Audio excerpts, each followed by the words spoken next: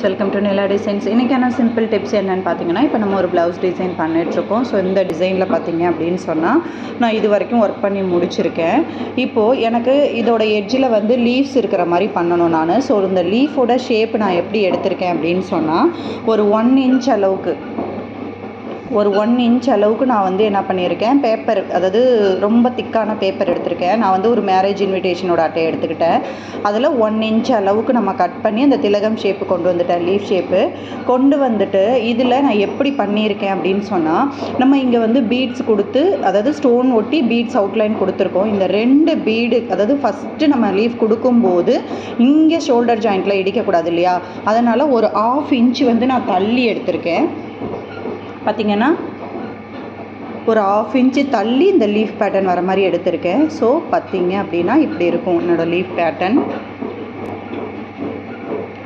இப்படி இருக்கும். அடுத்து இப்போ நான் 2வது ஸ்டோனில் கொடுத்துருக்கேன் இல்லையா, அடுத்து ஒரு ஸ்டோன் விட்டு 3வது ஸ்டோன். ஸோ அப்போ தான் நமக்கு அந்த கேப்பும் கரெக்டாக வரும். இப்படி பக்கத்துலேயே ஒட்டினோன்னா ஒரு ஃபினிஷிங்கும் நமக்கு வராது. அடுத்து ஒரு ஸ்டோன் விட்டு, ஒரு ஸ்டோன் விட்டு, அடுத்து ஒரு ஸ்டோன் விட்டு அப்படின்னு சொல்லிட்டு ஈவனாக நான் கேப் வர மாதிரி பாருங்கள். 2வது ஸ்டோனில் கொடுத்துருக்கேன், 3 இல்லை 4வது ஸ்டோனு, 4 இல்லை 5வது ஸ்டோனு, 5 இல்லை 6வது ஸ்டோனு, 8 10 அப்படின்னு சொல்லி ஒரு ஸ்டோன் விட்டு ஒரு ஸ்டோன் வந்து நான் அந்த மாதிரி வந்து கொடுத்துட்டே வந்துருக்கேன். அதுக்கு அடுத்து வந்து நான் மார்க் பண்ண போகிறேன். ஸோ ஒரு ஸ்டோன் விட்டு தான் நம்ம மார்க் பண்ண போகிறோம். ஸோ இங்கே வரும்போது என்ன பண்ணுங்கள், இது வரைக்கும் நமக்கு வந்து ஒரு ஸ்ட்ரெயிட் லைன் மாதிரி வரும். இங்கே வந்து நமக்கு அந்த கர்வ் வருது இல்லையா, அந்த கர்வ் வரும்போது அந்த ஷேப்பை வந்து இப்படி லைட்டாக வளைச்சிக்கோங்க. இங்கே பாருங்கள், நான் வளைச்சிருக்கேன் பாருங்கள்.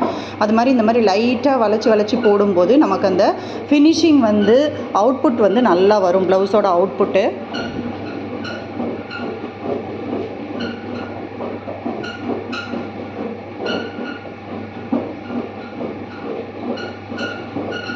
அவ்வளோதான், ரஃபாக வரைஞ்சிக்க வேண்டியதான். அடுத்து ஒரு ஸ்டோன் விட்டு. ஸோ இங்கே வரும்போது கொஞ்சம் நமக்கு அந்த ஸ்ட்ரெயிட் வரணும். ஏன்னா இங்கே வரும்போது யூ ஷேப் வந்து இந்த 2 இடத்துல தான் வளையுது. இந்த பார்ட் வந்து எனக்கு ஸ்ட்ரெயிட்டாக இருக்கணும் இல்லையா, அப்போ இங்கே வந்து நமக்கு லீஃப் வரும்போது லீஃப் கொஞ்சம் ஸ்ட்ரெயிட்டாக வரணும் நமக்கு.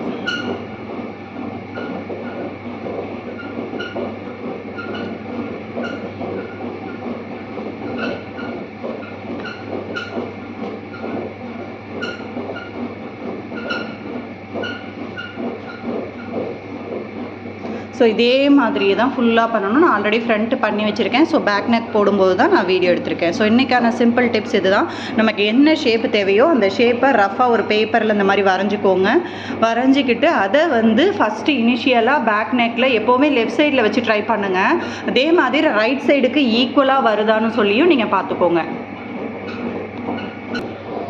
ஸோ இப்போ நம்ம இங்கேருந்து கரெக்டாக நான் ஃபினிஷ் பண்ணும்போதும் எனக்கு அந்த 1/2 இன்ச் வந்து கரெக்டாக கேப் வர மாதிரி நான் ஃபினிஷ் பண்ணியிருக்கேன். ஸோ ஸ்டார்டிங் ஃபினிஷிங் எல்லாமே நமக்கு அந்த கரெக்டாக ஒரு 1/4 இன்ச்லேருந்து 1/2 இன்ச் வரைக்கும் கேப் வர மாதிரி நம்ம வந்து இப்போது லீஃப் பேட்டர்ன் வரைஞ்சாச்சு.